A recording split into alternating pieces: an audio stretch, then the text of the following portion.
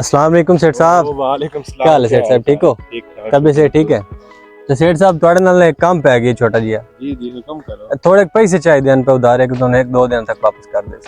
कितने के पैसे चाहिए? 5,000 रुपये हो जावे तो 5,000। हाँ जी वेखो अगर हो तो वापस कर दे सर।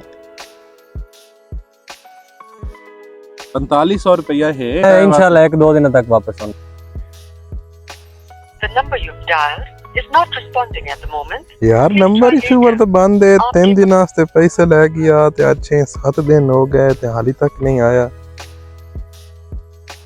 यार आज दोबारा कॉल करते देखिए शायद वही नंबर खोल गया हो। आज 8वां दिन पे या हाल तक पैसे नहीं दीजिए।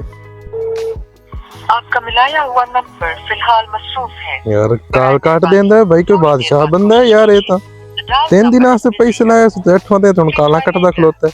कमाल है। मिलाया हुआ नंबर फिलहाल ਇਹਦਾ इलाज करना पमसी जा तो मैं। अस्सलाम वालेकुम भाई। यार जहन तू तो बादशाह बंदा है यार। 3 दिन से पैसे लेना और तो मेरा फोन चैन है कोई काला मसरूफ कर सेठ साहब तो सब बैठो इथे आओ ना यार। अफसोस सेठ साहब है यार, कमाल हो एक रही है। एक बहुत तसल्ली ना। सेठ साहब मेरे दिन में कितने पैसे बनते हैं आप? 4500 रुपये।